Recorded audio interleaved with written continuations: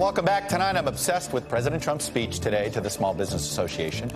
It would be a stretch to say that we're fact-checking the president because the president, frankly, doesn't really deal in facts very often. But we're going to give it a try because, frankly, we can't stop trying at this point to try to get facts first. We're going to start with comments about those children in detention centers. We want to solve this problem. We want to solve family separation. I don't want children taken away from parents. An oldie but a goodie at this point. In fact, taking children away from their parents is the policy of the Trump administration. Just ask Attorney General Jeff Sessions. If you are smuggling a child, then we will prosecute you. And that child may be separated from you as required by law. Next, crime in Germany. Their crime is up more than 10% since they started taking them. In fact, he was referring to the migrant crisis in Europe. In fact, crime is down in Germany, although the president may have been cherry-picking an old violent crime number from an individual German state. And now, by the way, he claimed, that maybe the Germans are just making up new, better numbers.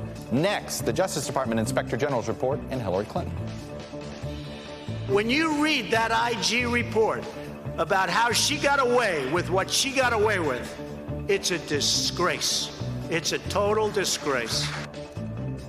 In fact, the IG report did not find fault with the decision by Comey and the FBI to not seek charges against Hillary Clinton. Finally, the U.S. economy. Nobody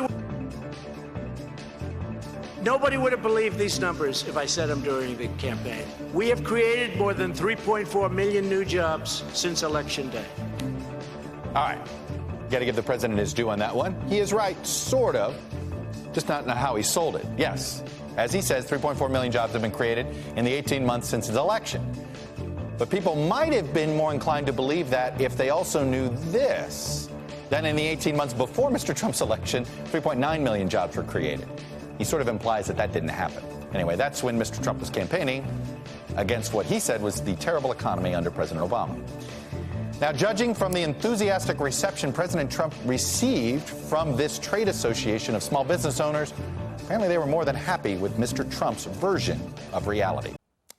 Hello, YouTubers. If you're watching this, it means you've checked out our channel, so thank you. Now do me a favor, subscribe by clicking on that button down there. Click on any of the videos to watch the latest interviews and highlights from MTP Daily and MSNBC. You can get more Beat the Press content every morning in the First Read newsletter. If you're tired of content that you don't know anything about where it came from, you don't have to have that problem with us. NBC News, MSNBC, MTP, and the Meet the Press mindset right here for you on YouTube. Subscribe now.